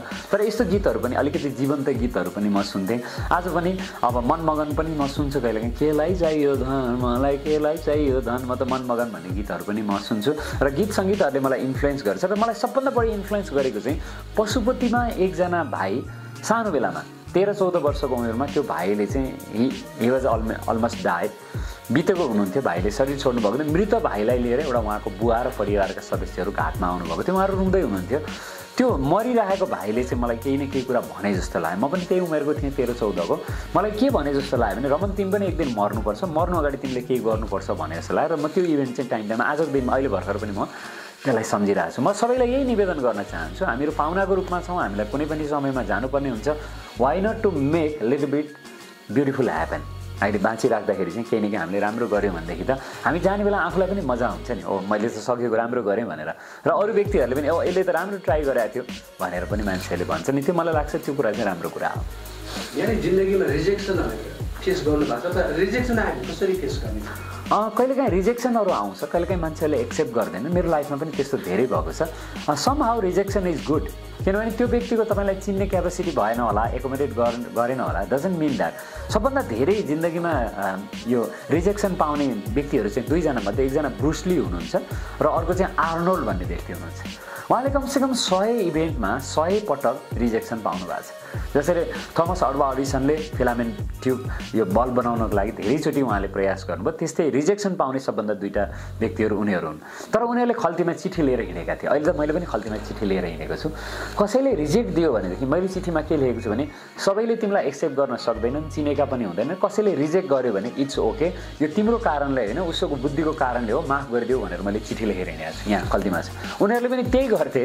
उनीहरूले के चिठी लेखेका थिए भन्दाखेरि यो ब्रुस लीले र आर्नोल्डले चाहिँ तिमीलाई अमेरिकामा कति वर्षभित्रमा कस्तो बन्नु छ, तिमीलाई यस्तो बन्ने हो, एकजनालाई रिजेक्ट गर्दैमा डोन्ट वरी ब्रो भनेर उनीहरूले लेखेका थिए। त्यसैले गर्दाखेरि रिजेक्ट त आउँछ नि, रिजेक्ट आयो भने आफूलाई पावरफुल बनाउँदै जानुपर्छ। तपाईँ पावरफुल बनिसकेपछि एक्सेप्ट गर्ने, निम्ता गर्ने, तपाईँलाई भ्याइ नभ्याइ हुन्छ नि। हजुर मैले सुनेको अथवा कतै इन्टरभ्यूमा मैले हेरेको तपाईँले चाहिँ म जिन्दगीमा म घर बनाउँदिनँ, भाडाको घर नै आफ्नो जस्तो हुन्छ, आफ्नो घर बनाएर भाडामा दिनु, त्यस्तो के मैले सुनेको थिएँ। यसको बारेमा के भन्नुहुन्छ? तपाईँले यो प्रश्न सोध्नुभयो, तपाईँलाई धेरै धेरै धन्यवाद दिन्छु। मैले बिर्लाको लाइफ पढेँ कि बिर्ला भनेको बिल्डिङ बनाउने, भगवान्का मूर्तिहरू राख्ने, मन्दिरहरू बनाउने उहाँहरू हुँदो रहेछ। उहाँहरू सुत्दाखेरि ग्राउन्ड फ्लोरमा भुइँमा सुत्नुहुन्थ्यो। अनि मैले यसो विचार गरेँ, उनीहरूको स्टोरी हेरेँ, इन्टरभ्यूहरू हेर्दाखेरि के भने भन्दाखेरि माथि पहिलो तल्लामा पनि हामीले बनाएको घरमा बस्ने हो भने त्यहाँ टाइम वेस्ट हुन्छ। हरेक दिन पहिलो तल्लाको सिँढी चढ्नु पऱ्यो नि त। टाइमिङ हेर्नुहोस् है हजुर। अब त्यसैले हामीसँग त्यति धेरै टाइमिङ छैन माथि बस्नको लागि। अनि किन ग्राउन्ड फ्लोरमै बस्ने भन्दाखेरि खाटमा बस्यो भने कहिलेकाहीँ लड्ने चान्स हुन्छ, टाउको ठोक्ने सम्भावना हुन्छ, भुइँमै सुतेपछि। अब मैले यसो विचार गरेँ, काठमाडौँमा मलाई घर बनाउनु पऱ्यो भने आजको दिनमा पनि 1.5 करोड जति त लाग्ला। ओके, बेसिक एउटा मैले घर बनाएँ भने पनि 30, 40, 50 लाख त लाग्ला। आज म यो जुन घरमा बसिरहेको छु, हामी जहाँ इन्टरभ्यू गर्दैछौँ त्यसको 30,000 भाडा छ, म्याक्सिमम् 30,000 रुपियाँ भाडा होला। यति त आनन्दले कमाइ भइरहेछ। मैले 1 महिना पुगेपछि दिनको 1,000 को हिसाबले 30,000, दिनमा 1,000 मात्रै कमाइ गर्दाखेरि हुन्छ। तर मैले 1.5 करोडको घर अथवा 1 करोडको घर या 50 लाखको घरमा बसेँ भने दिनको कमाइ कति कमाउनु पर्ने हुन्छ? केही न केही त नदुखेको टाउकोलाई मैले किन दुखाउने? यहाँ 6वटा रुम छँदैछ, पानी प्रशस्त आएको छ, चिसो पानी तातो पानीको व्यवस्था छ, छानेको पानीको व्यवस्था छ, गार्डनको व्यवस्था छ, पार्किङको व्यवस्था छ, र कसैले घर बनाइदिएको छ, र मैले 30,000 रुपियाँमा यस्तो फुल फेसिलिटी इन्जोय गर्न पाइरहेको छु भने 1.5 करोडमा म मूर्ख हो र हजुर। त्यसैले मैले चाहिँ यसलाई छानेको। फेरि हजुरले पनि म जस्तै छान्नुपर्ने आवश्यकता छैन।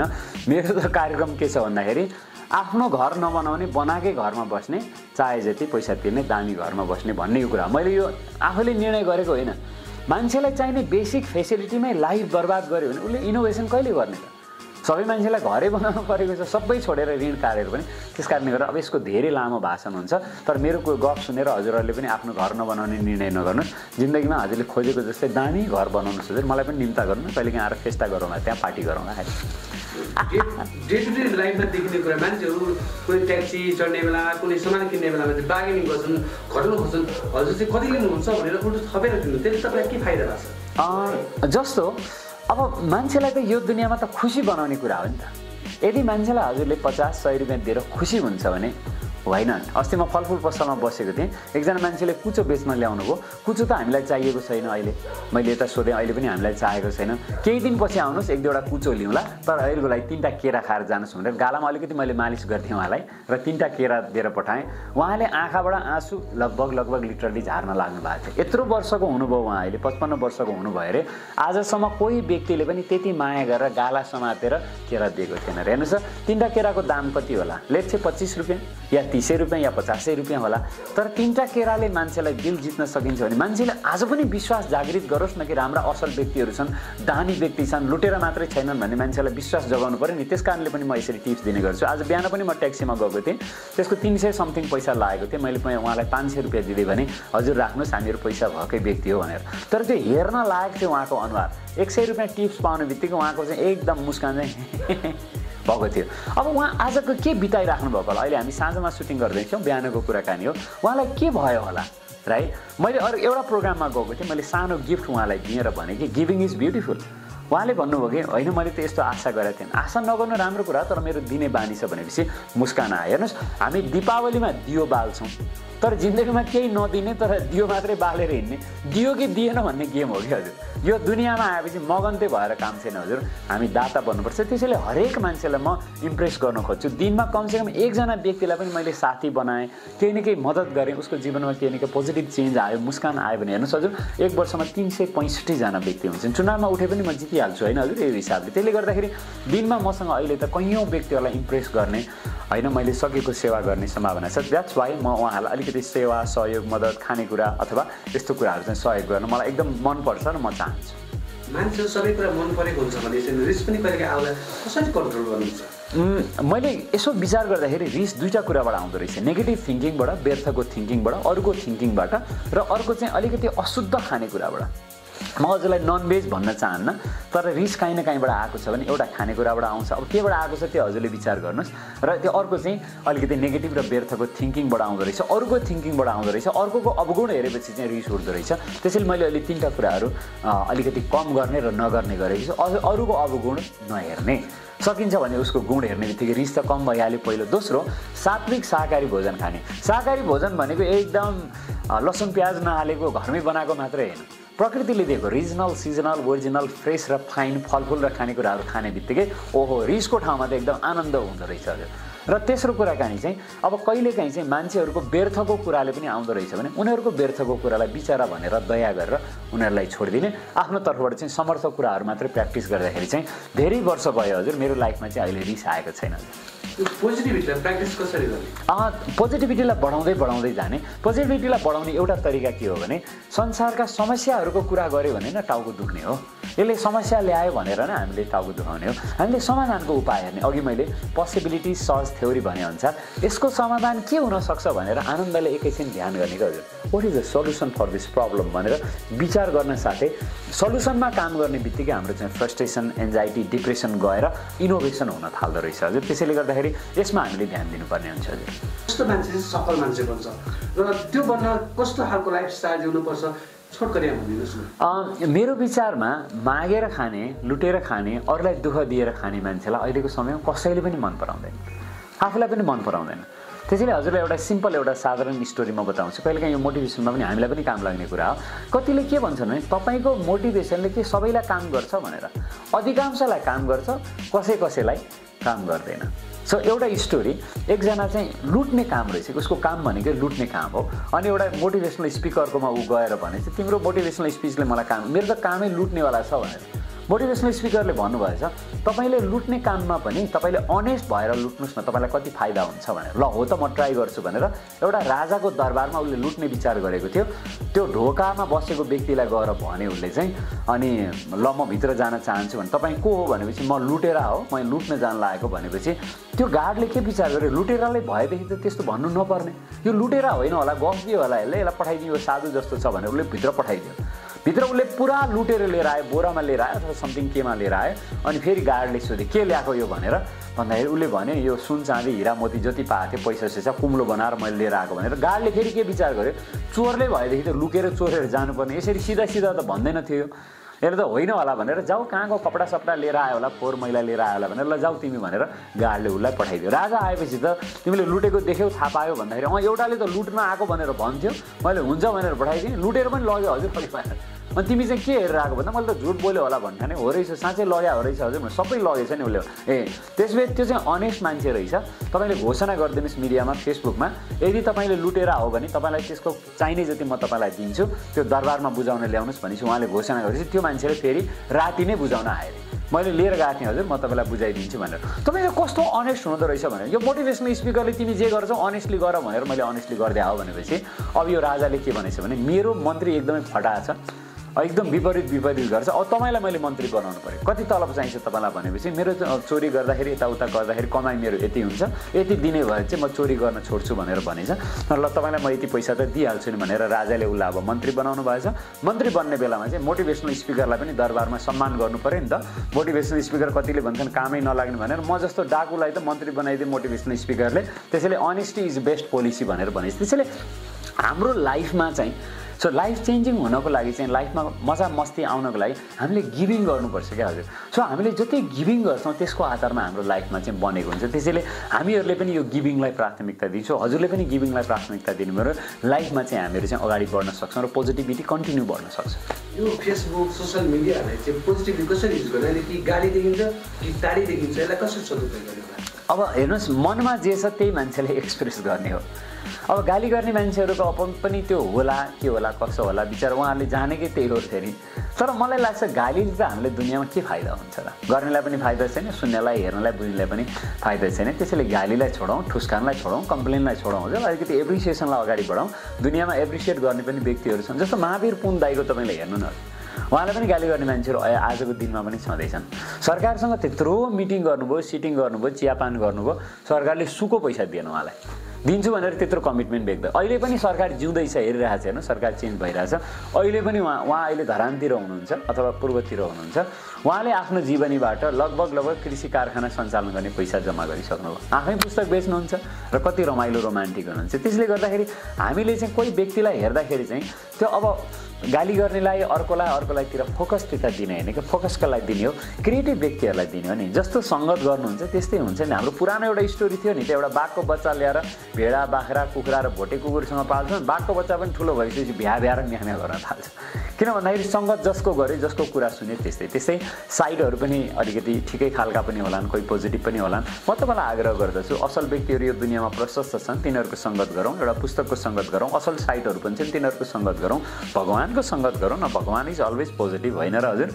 म त अहिले जुन संस्थामा छु त्यसले त भगवानको परिचय दिन्छ, भगवानसँग इन्टरेक्सन गर्न सिकाउँछ, जसलाई राजविद्या भनेर भनिन्छ। सो मेरो लाइफमा चाहिँ पोजिटिभिटी हाई भएको कारण चाहिँ I believe in a God. So गडसँग म उठेर बिहान कन्भर्सेसन गर्छु। अब यो सुन्दाखेरि पनि मान्छेलाई कहिले हो र भन्ने जस्तो पनि लाग्न सक्छ, तर राजयोग भनेकै साइलेन्समा बसेर आफूलाई आत्मा सम्झेर परमात्मालाई याद गर्नु राजविद्या हो। तपाईँ पनि युवा साथी समय अलिकति निकालेर योग ध्यान सिक्दाखेरि राम्रै हुन्छ नि। बुद्ध जन्मेका थिए मात्रै भनेर कति हिँड्ने हजुर, हामी पनि बुद्ध बन्नतिर लाग्नु परेन हजुर। अब ध्यान योग नगरिकन, त्याग तपस्या नगरिकन त बुद्ध बनिँदैन। बुद्धलाई 6 वर्ष लागेको थियो, अहिले मोडर्न टेक्नोलोजीको समयमा चाहिँ हामीले त्यति धेरै लामो समय लाग्दैन। So I request all of you, let's join meditation. अन्तमा यहाँको केही सन्देश छ हामीले हेरिराख्ने दर्शकहरूलाई? मेरो तपाईँहरू सबैलाई निवेदन छ, हेर्नुहोस् अब पोजिटिभिटीले मात्रै अब हामीलाई त्यति धेरै साथ दिँदैन, सकारात्मकता पनि भनिन्छ नि, good is number good enough भनेर। त्यसैले अब हामी एक्सिलेन्ट हुनुपर्ने आवश्यकता छ। सो एक्सिलेन्ट हुने फर्मुला के हो भन्दाखेरि हामीले हरेक दिन 1% मात्रै पनि हामीले सफलताको लागि ट्राई गर्दै गयौँ भनेदेखि हेर्नुहोस्, हामी त लगभग 80% त सक्सेस भइराखेकै हौँ। हामी 20 दिनमा हामीले 100% सफलता प्राप्त गर्न सक्छौँ। हे के सोचिराख्नु भएको छ? आउनुहोस् जोइन गरौँ, अगाडि बढौँ। गफले त चल्दैन, गफ पनि चाहिन्छ, तर गफलाई इम्प्लिमेन्टेसनमा ल्याउनुपर्छ। त्यसैले ज्ञान विद्या शिक्षा भनेको चाहिँ फिलोसफी हो क्या हजुर। फिलोसफीले एक्लैले केही पनि गर्न सक्दैन। त्यसैले योग प्राणायाम ध्यान र प्र्याक्टिकल भनेको चाहिँ ज्ञानलाई प्र्याक्टिसमा ल्याउने कुरा हो नि त। योग भइसकेपछि त्यो संसार त योगमय हुन्छ नि हजुर। त्यसैले गर्दाखेरि म तपाईहरु सबैलाई रिक्वेस्ट गर्छु हामीले सबकन्सियस माइन्डलाई फर्म्याट गर्नु माइन्डसेट गर्नु एक नम्बर धेरै जरुरी छ त्यसैले let's not become upset now you set your mindset गर्नुहोस् त्यसपछि हजुरले लक्ष्यलाई बनाउनुहोस् हरेक दिन लक्ष्यमा काम गर्नुहोस् मैले पनि क्लाइन्ट 1600 भएको 16000 प्रोग्राम भएको यसरी सजिलै होइन मैले पहिला प्लान बनाएर हरेक दिन मैले अस्ति भर्खरै राजविराजमा गएर दिनको 10 वटा प्रोग्राम मैले त्यसलाई आफ्नो फिजिकल कम्फर्टलाई हेरिन अब मैले हेरेँ खेलाडीहरू त यस्तो खेल्छन् भने म पनि त आफ्नो क्षेत्रको खेलाडी हो नि व्हाई नट टु गिभ 100% भनेर त्यसैले हजुरले अलिकति माइन्डलाई सेट गर्नुपर्ने जरुरी हुन्छ प्रोएक्टिभ थिंकिङ राख्नुपर्ने जरुरी हुन्छ त्यसपछि त संसारमा हेर्नुस् न कति राम्रा मान्छेहरू छन् नि त हामी टिम बनाउन हजुर कतिजना मान्छेहरूले गलत गर्ने मान्छेहरू पनि टिम बनाएर राम्रा गर्ने व्यक्तिहरूलाई दुःख दिन्छन् तिनीहरूलाई भिलेन भनिन्छ सिनेमा र रियल लाइफमा पनि र हामी पनि राम्रा काम गर्ने व्यक्तिहरू मलाई लाग्छ सबैभन्दा पोजिटिभ थिंकिङको प्र्याक्टिस गर्ने युनिभर्सिटी भनेको यो राजयोग सेन्टर हो हामी जाउँ निशुल्क रूपमा अलिअलि राजयोगको अभ्यास हजुरलाई जुन इच्छा लाग्छ जसलाई मान्नुहुन्छ उहाँलाई मान्न नछोड्नुस् जे गर्दै हुनुहुन्छ त्यो गर्न नछोड्नुस् जे खाँदै हुनुहुन्छ त्यसलाई खानुस् तर पोजिटिभ थिंकिङ प्रोएक्टिभ थिंकिङ र टिम अप हामी गरौँ माइन्डलाई सेट गरौँ गोल लक्ष्यलाई निर्धारण गरौँ हरेक दिन काम गरौँ माइकल ज्याक्सनहरू पछाडी छुट्नेछन् तपाईहरु अगाडि जानुहुनेछ र हामी टिममा अगाडि जान्छौँ र हाम्रो ब्रह्मकुमारीको लक्ष्य र मेरो जीवनको पनि लक्ष्य मैले अलाइन गरेको छु गडको पनि त्यही चाहना रहेछ यो संसार कति दूषित भयो प्रदूषित भयो मानिसहरू कति ठुस्कान पार्टी भयो अब यसलाई म चाहिँ स्वर्ग बनाउँछु भनेर जुन गड डिसेन्ड गर्नुहुन्छ शिवरात्रि भनेको त त्यही हो नि त भगवान धरतीमा आउने पर्वलाई हामी शिवरात्रि भनेर भन्छ शिव भगवान आउनु भएको पनि 89 वर्ष भइसकेको छ हजुर मलाई त थाहा पनि थिएन 10 वर्षदेखि म राजयोगको अभ्यास गर्दैछु त्यसैले भगवान धरतीमा आइसकेपछि उहाँको कर्तव्य भनेको चाहिँ यो धरतीलाई स्वर्ग बनाउने यहाँका हरेक मानिसलाई देवी देवता बनाउने रहेछ डिभाइन बनाउने कि डिभिनिटी ल्याउने रहेछ नमान्ने पार्टीहरूलाई चाहिँ घर लिएर जानु हुँदो रहेछ परमधाम जहाँ आत्माको घर छ त्यसैले म त परमधाममा मात्रै जान चाहन्न म स्वर्गमा पनि जान चाहन्छु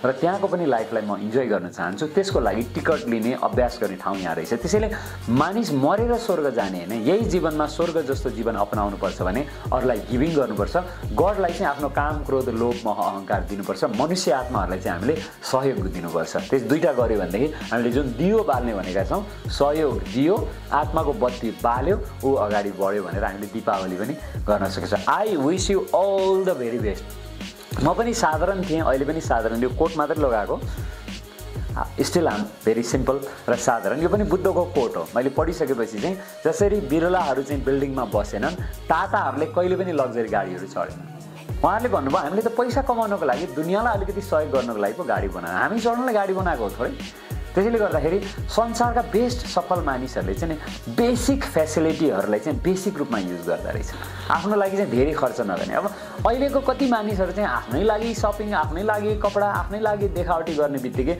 अनि दुनियाँलाई त दिनको लागि त टाइम कम हुन्छ नि त त्यो आफूलाई पनि फुलफिल गरौँ त अरूलाई गिभिङमा हामीले ध्यान दियौँ र आफ्नो लाइफको ख्याल गरौँ हजुर एक दिन हामीलाई फेरि फर्केर जानु छ फर्केर जाने बेलामा ठुस्कान नहोस् फेरि याद तेरिका यस्तो जिन्दगी आयो कहाँ भुल्यो स्टिभ जबले भन्नुहुन्थ्यो नि त सो अरूको सपना अरूको लाइफमा हेरेर भुलभुलैयामा नबाँच तिमी आफ्नो जिन्दगी आनन्दले बाँच भनेर उहाँले मर्नु अगाडि भन्नुभएको थियो नि त स्ट्यानफोर्डको मलाई लाग्छ युनिभर्सिटीमा गएर उहाँले कलेजमा भन्नुभएको थियो होला त्यसैले गर्दाखेरि let's live our real life बुद्धले भन्नुभयो कि सिम्प्लिसिटी पनि त ग्रेटेस्ट एडभेन्चरस लाइफ हो नि भनेर त्यसैले कमाउनु त जिन्दगीमा धेरै कुराहरू कमायो होला सर्टिफिकेटहरू धेरै छ होला अलिअलि नाम पनि कमायो दाम पनि कमायो अलिकति कर्म पनि कमायो होला तर सिम्पल लिभिङ पनि एकदम दामी कुरा पहिला त भनाइ थियो simple living and highest thinking भनेर that's what I am doing today किनभने भनेको पनि कुरा हो र मजाको पनि कुरा हो म चाहन्छु हजुरले आफ्नो जिन्दगी जसरी बाँच्न चाहनुहुन्छ बाँच्नुहोस् you have choice freedom of choice हजुरसँग छँदैछ तर आनन्दको जिन्दगी त बाँच्नुहोस् त्यसको लागि फेरि पनि म भन्न चाहन्छु नो मोर ठुस्कानलाई बाई बाई मुस्कानलाई hi let's make it happen now and here Om शान्ति धन्यवाद नमस्कार हजुर Thank you for watching Optimists. Don't forget to like, share and subscribe the channel. See you in next video. Bye bye.